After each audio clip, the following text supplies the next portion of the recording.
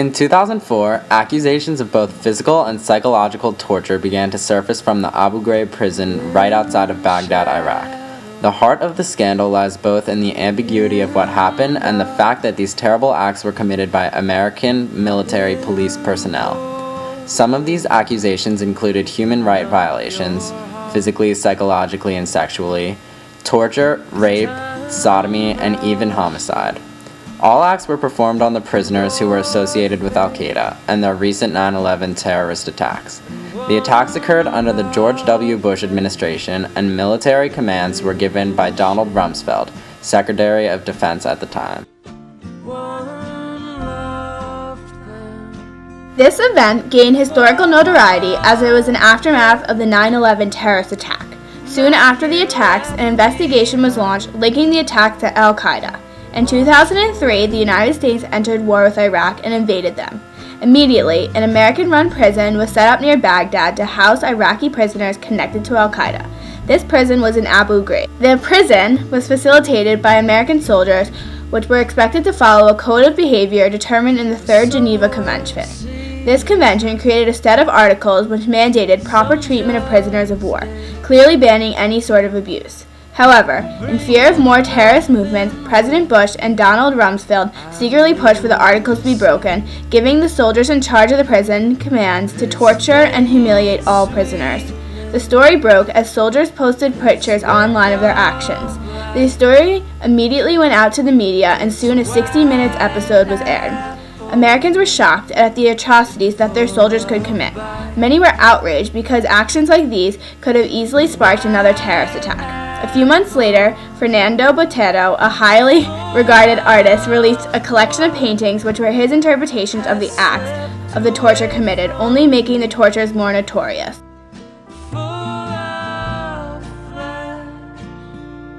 Sweet as memory. The man was told to stand on a box with his head covered, with wires attached to his hands. He was told that if he fell off the box, he would be electrocuted. It was this picture and dozens of others that prompted an investigation by the U.S. Army. The pictures show Americans, men and women, in military uniforms, posing with naked Iraqi prisoners. There are shots of the prisoners stacked in a pyramid. And in most of the pictures, the Americans are laughing, posing, pointing, or giving the camera a thumbs up. Yesterday, we asked General Mark Kimmett, Deputy Director of Coalition Operations in Iraq, what went wrong? What would I tell the people of Iraq? This is wrong. This is reprehensible, but this is not representative of the 150,000 soldiers that are over here. I'd say the same thing to the American people. Don't judge your army based on the actions of a few. The war in Iraq officially started in March of 2003. In the wake of 9/11, with tensions still extremely high between America and the Middle East, Army reserves were getting a constant influx of new soldiers willing to risk their lives to fight against terrorism. During this period of high emotion, the most prominent were mixtures of both fear and anger. After being attacked on their home soil, Americans lost trust in their national security and were in constant fear for their lives. However, the only way that they could regain their feeling of safety is to entrust the government to an even greater level. There was a push for revenge and justice after the happenings of 9/11, and it wouldn't stop until the American people got what they wanted.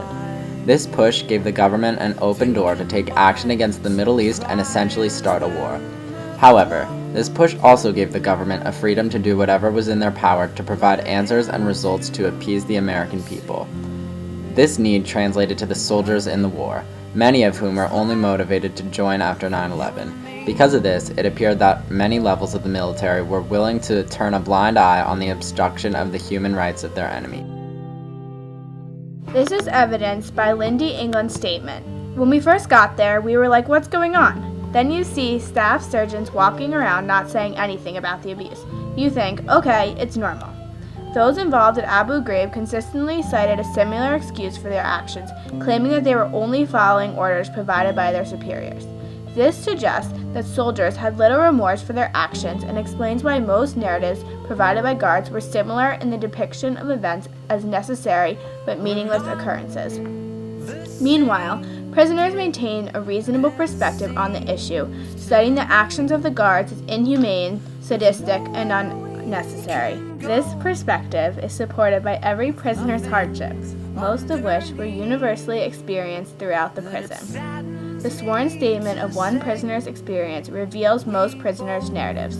They ordered me to curse Islam, and because they started to beat my broken leg, I cursed my religion. This is against my belief. These prisoners were tortured in unimaginably inhumane ways, yet we simultaneously denounced the enemy as barbaric, sadistic, and inhumane. Under me and you.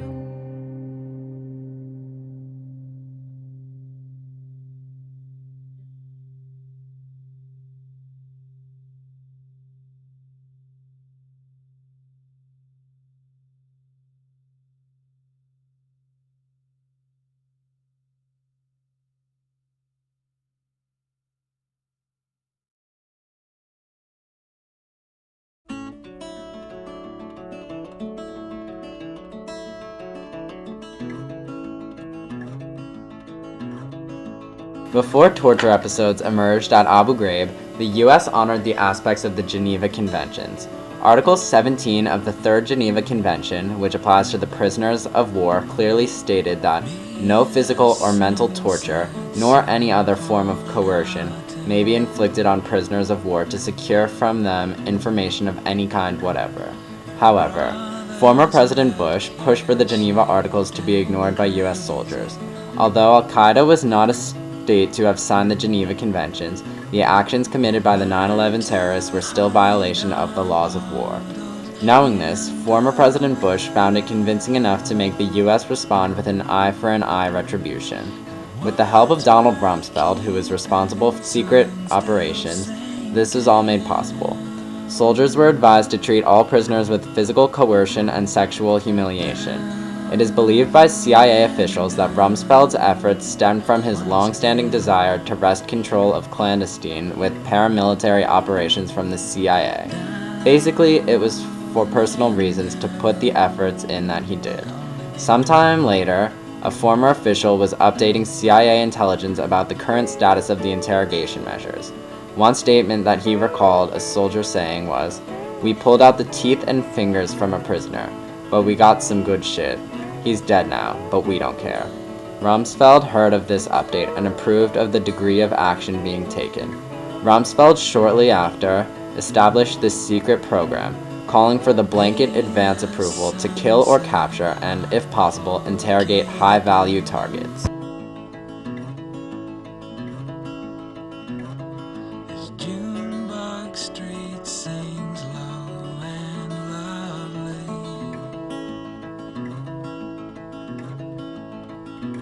According to accounts from soldiers, they found their power entertaining as they laughed at the naked prisoners forming human pyramids and pileups.